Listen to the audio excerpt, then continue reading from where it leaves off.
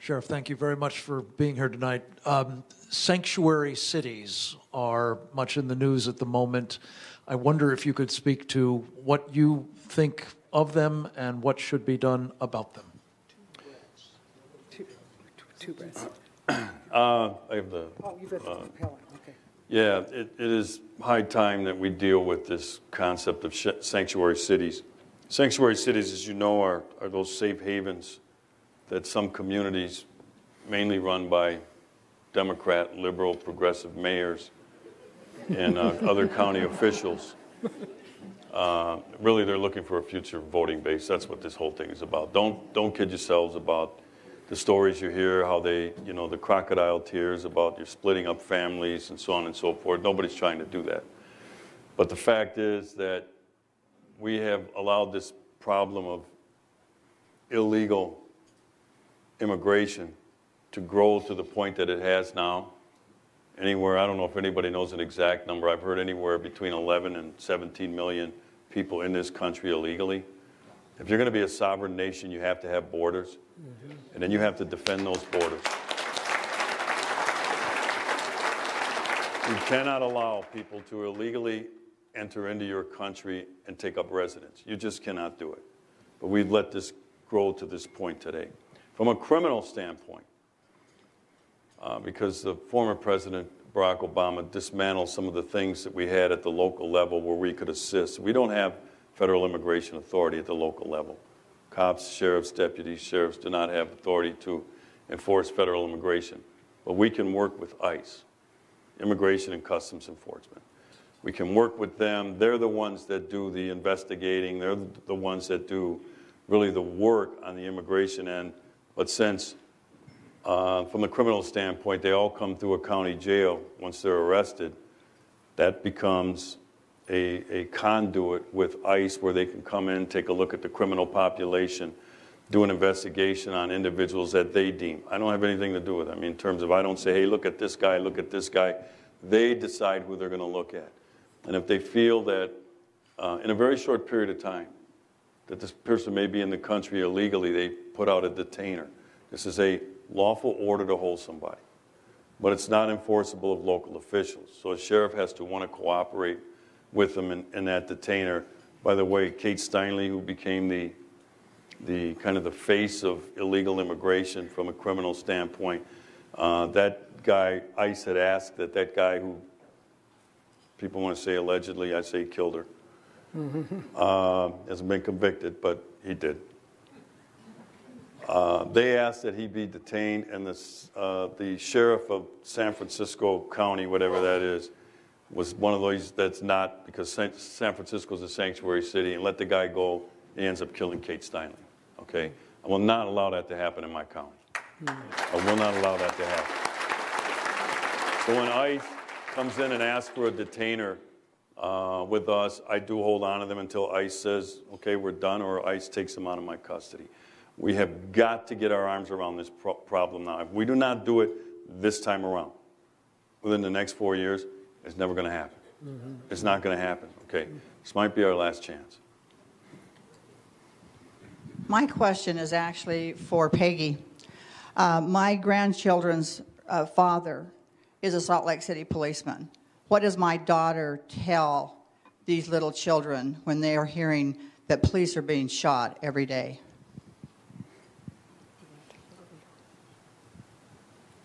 You want to take the... Yeah.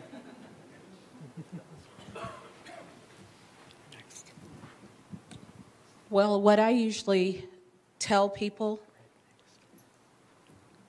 honesty. They need to know that there are some bad people in this world, and the police officers are here to protect. When I was in law enforcement, and I would go to the store in my uniform getting off duty, parents would tell their children, if you don't behave yourself, the police officer there is going to take you to jail. It's that basis that frightens children. They put that fear in the children. The children have that fear not to talk to the police, not to communicate with the police, not to cooperate with the police. So when they put that seed inside of a child, what you see on the news is the outcome. Stop telling your children that the police are going to lock you up. Stop putting fear, because they're not there to lock you up. They are there to help you. Because if they get in trouble, they won't run to the police because they think the police are the bad guys. And that is what we've seen from Ferguson. I've seen children out there throwing rocks. And my husband was on the front line. They were throwing rocks, urine, feces. And these were 7, 8-year-olds. So we have got to get a collective effort to stop telling our children the police are going to lock you up if you're bad. The police are going to come and get you. They're going to shoot you because you're black.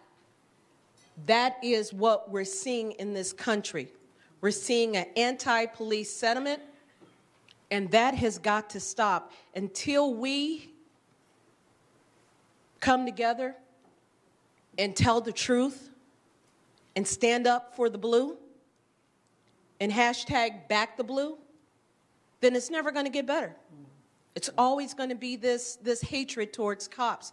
That is what you tell them. They are not here to harm you. They're here to help you. And until we do that, it's never going to get better.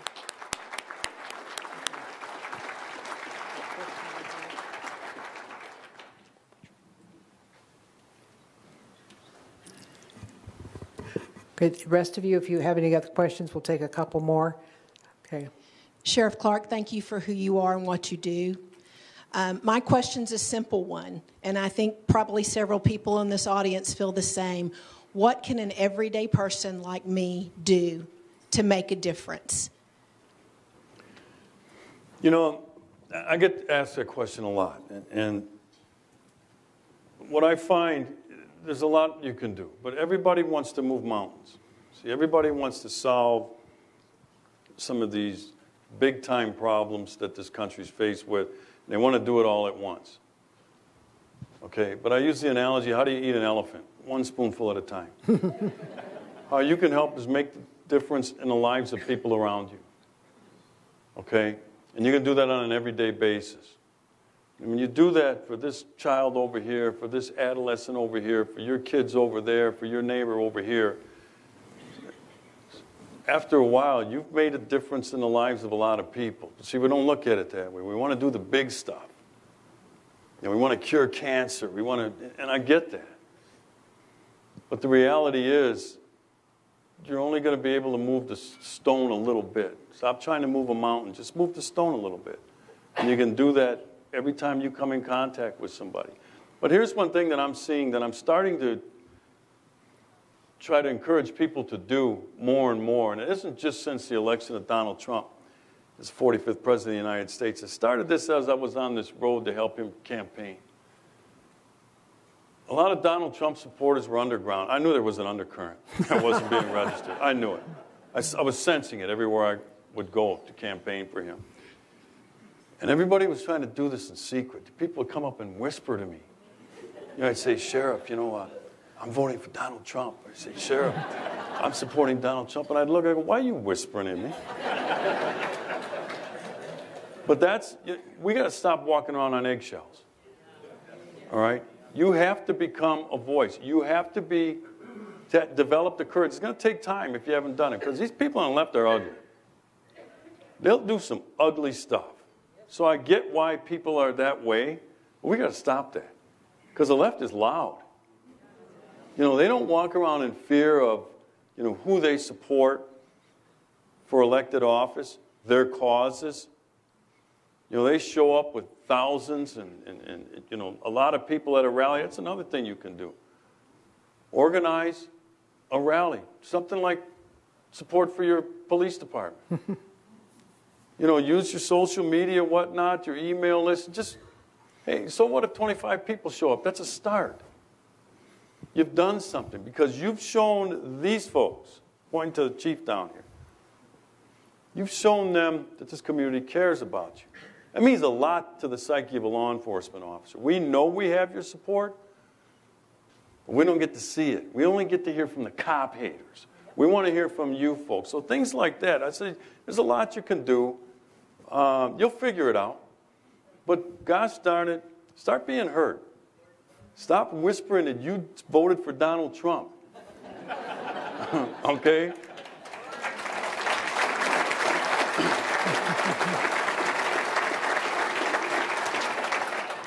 Thank you, Sheriff.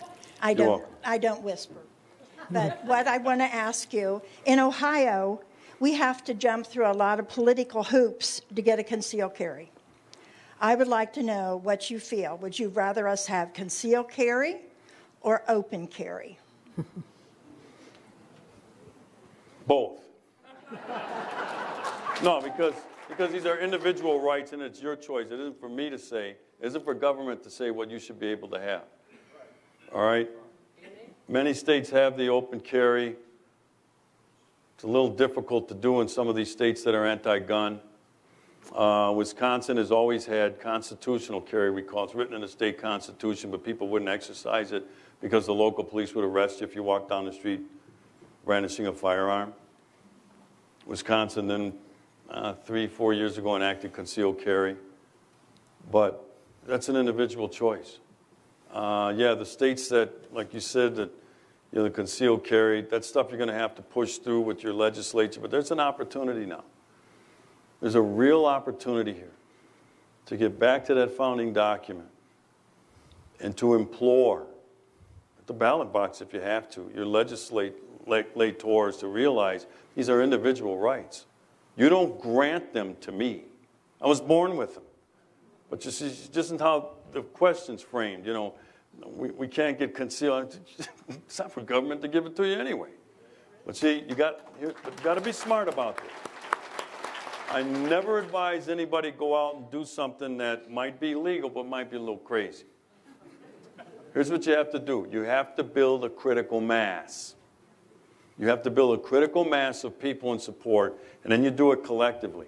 I'll tell you right now, if you got 500 people that show up at some public space brandishing their firearm, the cops ain't going to arrest 500 people.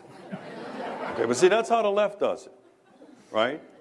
1,000 people, what are the cops going to arrest? You can't. So that's why I say don't do it by yourself. You will get arrested. But build that critical mass, and then what will happen is over time, a watershed moment will be there, and then you crash through the door and they can't stop you. But it takes time. So you got to ask yourself, how am I going to build this critical mass within the state of Ohio? You don't have to do it statewide. Do it in your community. That's how you got to get this done. Critical mass, folks. That's how the left does it. I'm telling you. I know how they work. Read Saul Alinsky's Rule for Radicals. Okay, we laughed about community organizing with Obama. All right, but they execute that perfectly. They organize. They build a critical mass. That's how we got to gay marriage. We did not get to gay marriage overnight. I'm not here to get into the aspects, pros or cons of gay marriage. That didn't happen overnight. But in the culture war that's gone on in the last 25, 30 years in this country on some of these issues, we didn't push back. We kept stepping back as they're pushing this crap on us. And we kept, well, what's it going to hurt? Well, fine. That's fine. But now we're at that point where they shoved it down our throats. They waited for that watershed moment, and it came in the United States Supreme Court. It never should have been in the United States Supreme Court. But you see how they do. They're very good. Their operational plan is to be envied. We have to become more organized like them, okay? So build a critical mass for all the stuff that you want to do. Like this organization here. I would bet when you started, it didn't start with this many people. All right? You got to build, grow the nest, get more people involved. That's how you get this stuff done. Last question. Yeah. I suspect as a little boy you wanted to be a policeman. No, ma'am. Well, so what was the defining moment? No, when I was a little boy, I wanted to be a football player like my uncle. I had an uncle who played for the Dallas Cowboys. And my dad's brother. And obviously he was my favorite uncle then, and that's what I wanted to be. Anyway, came about this in a strange way. I mean, growing up as an adolescent kid, black kid, Milwaukee, urban center, you know, that which was talked about by Peggy, how the rhetoric, some of the language we use, the narratives we create will have an impact on people. And so I was an adolescent at the time of the Black Panther movement, Bobby Seale, Huey Newton, and others. And, you know, you see, this was during the turbulent 60s, by the way. So I'm, 12, 13 years old. And all that stuff that was played out on TV, the riots at the time, the civil rights marches, has an impact on people. All right? And the impact, the picture that was painted for me in black America was that the cops were bad. So I grew up as a kid not liking the police. But I didn't have to worry too much about that because I had a engaged dad, product of a two-parent family.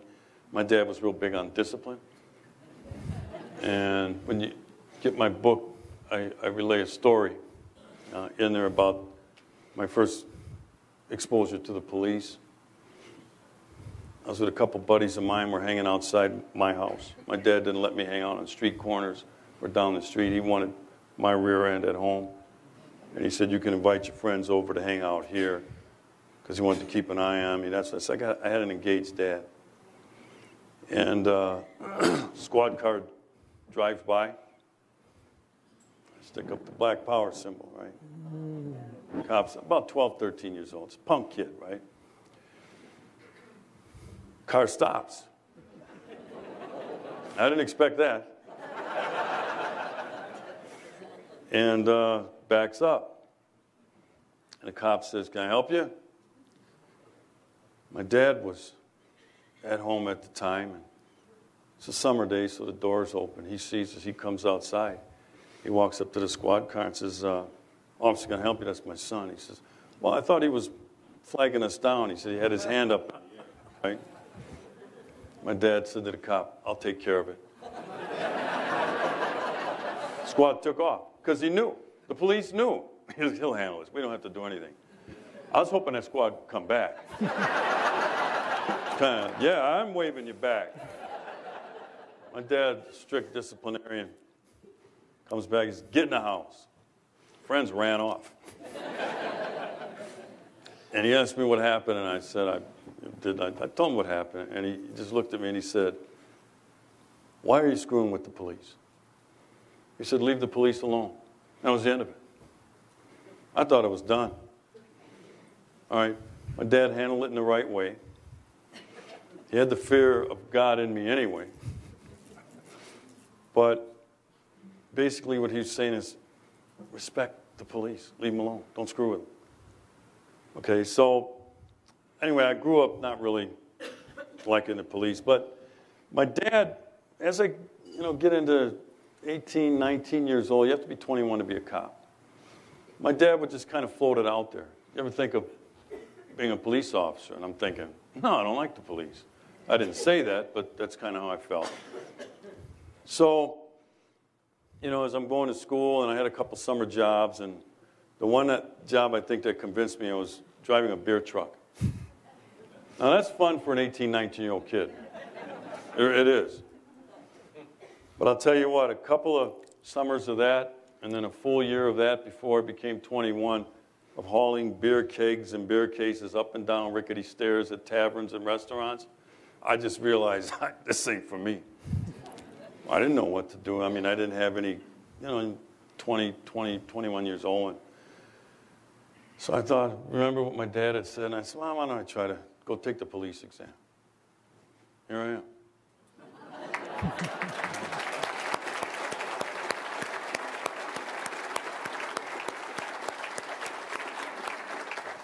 So anyway, I can relate to young adolescent black males that have this chip on their shoulder about the police. You know what? They weren't They weren't born with that. That's a learned behavior. Like Peggy said, somebody taught them that. That's the stuff they see on TV. The constant, the anti-cop rhetoric. That's why that stuff is so dangerous. I talked about it. That's why when powerful people like Eric Holder and President Obama, they had an opportunity. They had an opportunity to mentor a population of kids that come from a dysfunctional environment. They don't have any male mentoring. Their image of the police is negative. There was a chance there. There was one of what he called a learning moment that he could have reminded young people. You may hate this guy in his uniform over here, but he's an authority figure. And whatever he says, you have to do, like it or not. He had an opportunity to do that, and he went the other way. All right, I was very upset about that. But I say that because I understand this, these young black males and their anger, and I get all that. But we have opportunities. I go to a lot of schools in Milwaukee. I see a lot of young black people on the street. You know what? They admire me. I'm not saying they all like me. The young people, the kids. So there's an opportunity there for me in these situations to make the difference. Like, what can we do? What can I do? And there was an opportunity for the President of the United States, who was looked up to in the black community, to do the right thing, put the politics aside. The politics was too tempting for him. He exploited that opportunity for political purposes. Did great damage to the black community. He did great damage to this profession. He did great damage to this country. It bothers me. Thank you so much, Sheriff Clarke.